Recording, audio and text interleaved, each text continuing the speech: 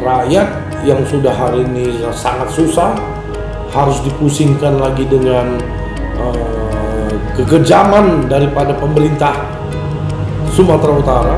Islamic Center ini pembangunan untuk kepentingan siapa? Kepentingan oknum-oknum kapitalis yang akan membangun proyek tersebut. Pemerintah Sumatera Utara ini adalah penguasa tunggal di Sumatera Utara ini yang mampu melakukan apapun dia.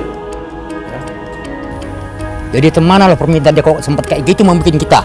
Jadi kita mau bergeraklah terus. Nggak bisa kami bilang tidak setuju. Macam hewan aja kita dibikin sama dia. Prinsip pembangunan pun untuk mensejahterakan rakyat, bukan menyengsarakan rakyat. Kalau rumahnya sederhana, kalau tanahnya nggak diganti, jadi kami jadi gelandangan baru lah Pak. Jadi pembangunan itu tidak menyentuh ke akarnya Pak. Ini mungkin perbuatan mafia-mafia itu Pak. Ya mungkin mafia yang mengatasnamakan pemerintahan ini Pak. Ya, apa kabar saudara? Beberapa waktu lalu terjadi rencana penggusuran ribuan masyarakat yang ada di Desa Sena yang telah hidup puluhan tahun di sana, telah bermukim, beranak dan juga bercucu. Namun masyarakat disampaikan informasi bahwasannya mereka akan segera digusur karena ada kepentingan pemerintah untuk membangun Islamic Center di sana. Bagaimana tanggapan dari Partai Solidaritas Indonesia Provinsi Sumatera Utara melihat rencana penggusuran yang akan dilakukan oleh pemerintah Provinsi Sumatera Utara? Saat ini kami sudah bersama dengan Ketua Umum Partai Solidaritas Indonesia Provinsi Sumatera Utara, Bro Nezar Zuli. Apa kabar Bro Nezar? Baik Mas Pras, kabar alhamdulillah sehat-sehat. Sehat selalu Bro ya. Sehat-sehat selalu. Kami setiap datang selalu membawa sebuah isu yang menjengkelkan atau menyenangkan ini Bro. Menyenangkan ya. Setiap kita membela rakyat itu selalu menyenangkan. Nah, jadi hari ini aktual datang dengan penuh kegembiraan membawa hal-hal yang menyenangkan bagi PSI. Bagi PSI, tapi bagi yang memiliki proyek ataupun rencana pembangunan bakal terusik Bro ya. Ya biasalah, kadang-kadang PSI ini selalu menyuarakan aspirasi-aspirasi rakyat sehingga pemerintah, kaum kapitalis pasti merasa terganggu sedikit. Baik, Bro Nezar, siap. Sudah dengar ada rencana pemerintah untuk menggusur ribuan masyarakat yang sudah puluhan tahun menetap di Desa Sena karena mereka akan membangun Islamic Center. Ya, saya kemarin dengar itu seirama juga dengan akan dibangunnya sport center, Islamic Center di lahan di Desa Sena itu memang sudah pernah terjadi juga orang-orang yang dijadikan tersangka oleh kepolisian akibat satu dan lain hal tentang alasan kepemilikan. Dan juga hari ini pemerintah Sumatera Utara itu akan merencanakan Islamic Center bersama Sport Center demi alasan pembangunan, sehingga rakyat-rakyat yang berada di sana harus tergusur demi pembangunan. Dan ini sudah kita dengar. Namun manakala kita sebagai rakyat juga harus mendorong apa yang menjadi program pemerintah, tetapi pemerintah juga harus memanusiakan manusia. Jangan dengan power kekuatan yang mereka miliki, mereka langsung bisa semena-mena. Berarti saat ini belum memanusiakan manusia? Masih belum. Kalau memang dengan datang bersama gerombolan Satpol PP, terus menakut-nakuti warga, ya, di mana warga di situ sudah lebih kurang ada yang 40 tahun, 50 tahun, bahkan mungkin ada punya cucu juga di situ, ya. Dengan satu dan alasan ini adalah aset Pemprov, maka mereka harus tersingkir oleh kondisi dan situasional dengan alasan pembangunan. Baik, harusnya bagaimana yang dilakukan pemerintah Provinsi Sumatera Utara dari kacamata Partai Solidaritas Indonesia? Ya, seharusnya pemerintah Sumatera Utara itu yang pertama itu adalah mendata, ya, mendata orang-orang yang akan mereka relokasi.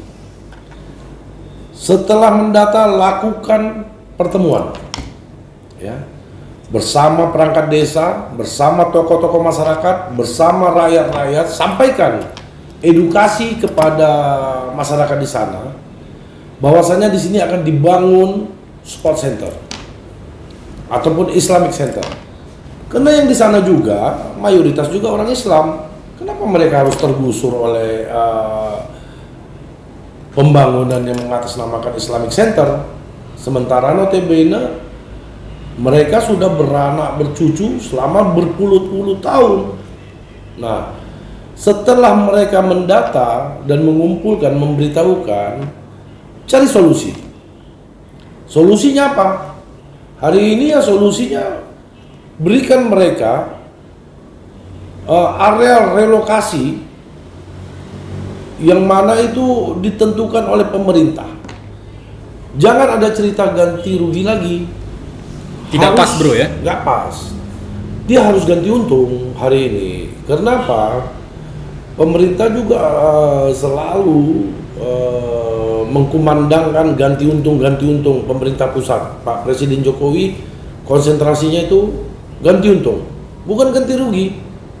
Ya. Kalaupun selama ini itu dianggap sebagai aset pemerintah Sumatera Utara, hari ini kenapa mereka baru peduli? Kenapa nggak dari masa-masa jabatan pemerintahan era Mas ini mereka langsung mendata aset-aset pemerintah Sumatera Utara itu yang mana saja dengan perencanaan-perencanaan yang mereka miliki, sehingga akhirnya harus ada yang dikorbankan hari ini. Rakyat yang sudah hari ini sangat susah harus dipusingkan lagi dengan kekejaman daripada pemerintah Sumatera Utara dalam menguasai apa yang mereka sudah duduki selama puluhan tahun. Baik, kalau kami melihat, karena kami juga turun ketika terjadi demonstrasi yang dilakukan oleh masyarakat setempat di depan kantor Kepala Desa Sena. Nah, diceritakan bahwasannya sempat dibicarakan ada ganti tanaman, ada ganti bangunan. Cuma ketika obrolan tersebut berlangsung dengan masyarakat, antara masyarakat dengan pihak pemerintah, tidak ada kejelasan berapa nominal yang akan diterima, lalu batasan-batasan mana saja yang akan dijadikan sebagai Islamic Center. Menurut Bro Niger seperti apa kondisi seperti ini? Apakah ini sudah masuk ke ranah tidak transparansi pemerintah kepada masyarakatnya? Ya, kalau saya rasa ini bukan kita menuding ya tidak transparansi, tetapi yang saya amati ini adalah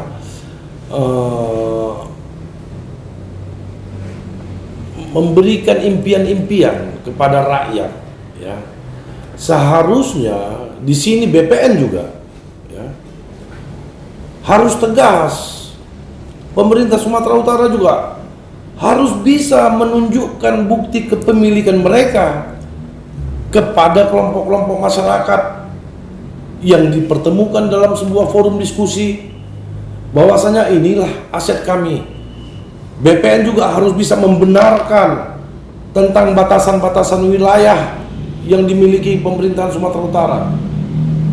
Dan apabila sudah mencapai sebuah kesepamahaman, ya, baru di-arrange lagi ke tingkat ganti rugi tanaman, ganti rugi rumah, ataupun relokasi lahan yang bakal diberikan kepada mereka. Di sini pemerintah harus hadir dan kerja untuk rakyat. Di saat rakyat sudah kesusahan, kesulitan, hari ini mereka harus mengalami relokasi, penggusuran dengan menggunakan tangan-tangan pemerintah yang sedikit arogan kalau menurut saya. Kenapa? Ini harus dilakukan dialog, harus dilakukan komunikasi antara rakyat dan pemerintah. Harus dua arah, bro, ya? Harus dua arah. Karena yang namanya simbiosis mutualisme itu, hidup itu saling tergantungan. Pemerintah juga harus hadir, rakyat pasti legowo. Baik, bro. Begitu. Kalau bicara tadi ada sedikit menyinggung relokasi. Apa mungkin dilakukan relokasi dan di mana kemungkinan tanah yang bisa disarankan untuk menjadi lokasi relokasi? Ya kalau persoalan relokasi disiasatin. Begitu banyak program-program dari Kementerian PUPR untuk pembangunan rumah susun. Data di situ, berapa orang di situ. Buat rumah susun 5 tingkat, 7 tingkat, pakai lift yang bertaraf internasional kalau perlu. Manjakan rakyat itu di sana. Toh uangnya bukan dari pemerintah Sumatera Utara. Cuman pemerintah Sumatera Utara lah yang harus berjuang merebut rumah susun tersebut. Bukan berpangku tangan hanya mengharapkan balas kasihan daripada pemerintah pusat, bukan. Tetapi berjuanglah melalui legislatif, melalui metode penganggaran, kunjungan kerja ke kementerian, minta, sampaikan, kami ada program ini, mau membangun Islamic Center, rakyat di sana ada 1000 kakak, ada berapa kakak akan berubah. Kami minta pemerintah Kementerian PUPR, berikanlah kami rumah susun. Berapa tingkat? Kalau persoalan rumah susun tuh hanya 5 hektar sudah oke untuk menampung sekian banyak. Karena disinggung tadi ada masalah anggota dewan Ya, yang harus bersuara harusnya. harusnya. Karena ada juga itu merupakan dapil di Deli Serdang, bro, ya. Iya. Tapi saat ini belum muncul dewan-dewan yang sudah duduk saat ini. Nah, Apa nunggu ada anggota dewan dari PSI baru bersuara, bro? ya saya tuh kalau juga nanti ada anggota DPR saya yang berasal dari daerah Deli Serdang, saya akan mengatakan bahwasanya hal-hal seperti ini harus sensitif. Ya. Dewan itu jangan sibuk pada saat akan dipilih. Dia harus mampu hadir dan kerja untuk rakyat. Ya. Dewan ini jangan mengajarkan rakyat itu hilang kepercayaannya terhadap parlementer, ya. Dan harapan saya juga rakyat ke depan harus cerdas memilih perwakilan-perwakilan mereka di parlemen. Jangan hanya datang kasih duit seperak 2 perak langsung mereka pilih, jangan. Inilah multi efeknya, domino efeknya, inilah dia sekarang. Ya, mana dewan-dewan yang dulu yang berjuang dari daerah pemilihan itu, yang menyuarakan ini? Tidak ada. Baik, saat ini kita melihat masyarakat sepertinya tidak ada yang mendampingi dalam kasus penggusuran, bro, ya. Ya. Lalu, bro, sebagai ketua PSI Sumatera Utara, apa saran untuk masyarakat yang bisa mereka lakukan saat ini untuk memperjuangkan pemukiman mereka? Ya, saran saya, desak pemerintah Sumatera Utara. Yang pertama itu, tunjukkan peta lokasi kepemilikan daripada pemerintah itu tentang batas wilayah tanah mereka. Jangan hanya klaim saja.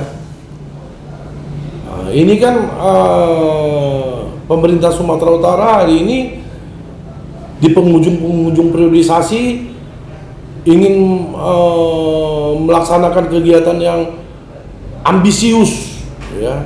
Ambisius. Kita ambisi boleh, tapi tidak boleh ambisius. Ya, dengan kata lain masih banyak persoalan-persoalan yang masih belum kelar di Sumatera Utara ini. Ya, kalau toh memang hari ini fungsi daripada Islamic Center itu belum menjadi skala prioritas, jangan dipaksakan. Tunggu priorisasi ke depan. Tunggu biarkan pemerintahan Sumatera Utara ke depan. Tapi untuk PON 2024, bro? PON 2024 kaitannya tidak ada dengan Islamic Center, ya. Masih banyak venue-venue yang lain yang harus menjadi skala prioritas. Stadium belum ada, stadion apapun di sana. Ya, itu kan menjadi skala prioritas. Anggaran yang diperlukan kan bukan sedikit. Islamic Center ini pembangunan untuk kepentingan siapa? Kepentingan oknum-oknum kapitalis yang akan membangun proyek tersebut. Berarti dugaan ada juga kerjasama antara kapitalis dengan pemerintah. Wah, itu benang merah yang nggak bisa kita lihat, tapi kita bisa rasakan seperti udara. Saya patut menduga hal itu. Kenapa? Kenapa ini bisa menjadi terburu-buru dilaksanakan oleh pemerintah Sumatera Utara? Yang notabene seharusnya program ini sudah ada dari 2 tahun, 3 tahun yang lalu itu mungkin sudah ada. Kenapa nggak pada saat 2 tahun, 3 tahun yang lalu itu sibuk? Ya, bahkan di situ sudah ada yang ketangkap kepala desanya, berapa orang kemarin yang menandatangani ataupun membuat yang hal-hal yang tidak baik ya tentang status kepemilikan dan lain sebagainya. Kenapa nggak dari dulu? Kenapa hal ini mesti sibuk di saat penghujung priorisasi? Dan urgensinya Islamic Center itu apa? Ya, kita bukan nggak sayang sama umat Islam, saya sendiri Muslim kok. Tetapi kita jangan mengorbankan orang banyak hanya demi kepentingan kelompok. Tapi bro, kalau kita mengambil dari sisi desa, ada kepala desa di lokasi tersebut. Apakah tidak bisa bersuara untuk masyarakatnya? Ya, kadang-kadang kita paham, sedikit-sedikit paham lah bahwasanya ketika ada persoalan-persoalan ini pasti permainan politik itu selalu terjadi ya. Dengan kata lain mungkin ada tim-tim rawa-rawa ya untuk menggemboskan para pentolan-pentolan yang ada di situ, baik dengan kekuatan intimidasi, baik dia kekuatan transaksional ataupun dia dengan memberikan harapan-harapan kepada oknum-oknum pejabat yang ada di situ, sehingga ini kembali ke sifat ego sektoral perorangan, merasa kebutuhan aku terakomodir kok sebagai kepala desa, ngapain aku mesti pusing-pusing memikirkan rakyatku. Terakhir masyarakat hilang, tinggal sport center. Tinggal sport center. Berubah nama menjadi desa sport center. Ya, sport centernya pun belum tentu jadi dalam waktu 1 tahun mendatang. Jadi Boleh beliau juga kita ragu ada sport center yang akan jadi di tahun 2024. Kita berpikir secara logika saja sekarang, ya.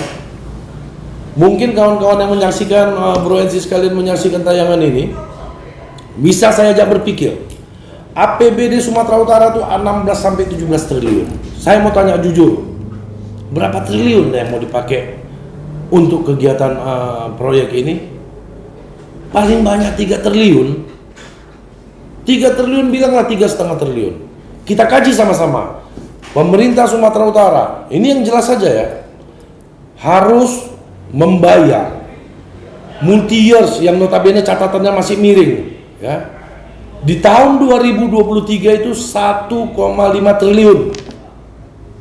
Itu berdasarkan kontrak ya. Yang kedua, pemerintah Sumatera Utara harus membayar 300 miliar kekurangan pembebasan medan klub yang hari ini sudah dianggarkan di 2022 di R 200 miliar dan di P 100 miliar, kekurangannya 300 miliar. Itu saja sudah 1,8 triliun. Pilkada persiapan bilanglah 1 triliun, sudah 2,8 triliun. Rumah sakit Aji 200 miliar lebih kurang, itu sudah 3 triliun. Mana lagi anggaran-anggaran untuk belanja proyek-proyek yang ada di dinas-dinas yang terdiri dari 50 dinas ini lebih kurang. Subsidi dari APBN bro? Subsidi dari APBN silakan lihat, ada nggak DAK DAU? Capaian kita juga bagaimana? DAK DAU itu diberikan berdasarkan prestasi. Prestasi kita bagaimana? Bukan tergantung bisikan bro ya? Bukan tergantung bisikan, nggak laku bisikan, nggak laku. Karena itu semua sudah diatur di Undang-Undang 30 tahun 2014 mengenai tata cara administrasi pemerintahan. Kan bukannya langsung begitu-begitu saja. Nah jadi untuk belanja kita, untuk belanja rutin aja, pegawai, honor, kertas, komputer segala macam, itu aja lebih kurang hampir 13 triliun. Tambah belanja ini aja udah 3 triliun lebih. Selebihnya mau dari mana lagi sport center itu? Baik bro, apa yang ingin disampaikan kepada pemerintah Provinsi Sumatera Utara melihat banyak sekali dalam pembangunan sport center dan juga Islamic Center yang saat ini akan dilangsungkan di tahun 2023. Seperti apa? Ya, saya sebagai Ketua PSSI Sumatera Utara meminta kepada pemerintah Sumatera Utara, ya, mohonlah kiranya memanusiakan manusia lah, ya, memanusiakan manusia, walaupun pemerintah Sumatera Utara itu menganggap lahan yang ada di Desa Sena itu adalah milik pemerintahan Sumatera Utara. Tetapi lakukanlah dialog bersama rakyat, ya. Ganti untunglah dengan program-program. Jangan melakukan fait accompli, langsung harus begini. Jangan. Lakukan mekanisme dialog. Rakyat pun pasti setuju, saya rasa, apabila hak-hak mereka diambil untuk pembangunan. Tetapi tidak dengan harus dengan memfait accompli-kan bahwasanya hari ini kalian harus keluar, tidak boleh tawar-menawar. Ini akan menimbulkan perpecahan di rakyat, ya. Kita paham pemerintah Sumatera Utara ini adalah penguasa tunggal di Sumatera Utara ini yang mampu melakukan apapun dia, ya. Tapi ingat, ajas sosial itu keadilan sosial bagi seluruh rakyat Indonesia. Sila kelima, berikanlah kepada rakyat di Desa Sena itu, ya. Jangan gunakan tangan besi, tetapi gunakanlah Pancasila sila keempat, kerakyatan yang dipimpin oleh hikmat kebijaksanaan dalam permusyawaratan garis miring perwakilan. Permusyawaratan, ya. Kita memang sudah ideologi kita Pancasila, sudah diatur di sila keempat. Diskusilah, dialoglah bersama rakyat. Karena apa? Nanti bisa menimbulkan perpecahan sila ketiga persatuan Indonesia.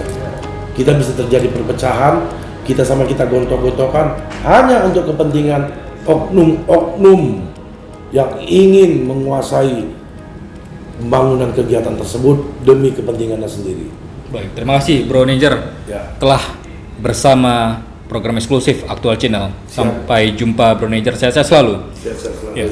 Demikian tadi, saudara, perbincangan kita dengan Ketua Partai Solidaritas Indonesia Provinsi Sumatera Utara, Nezar Zuli. Saya Prasetyo untuk program eksklusif Aktual Channel.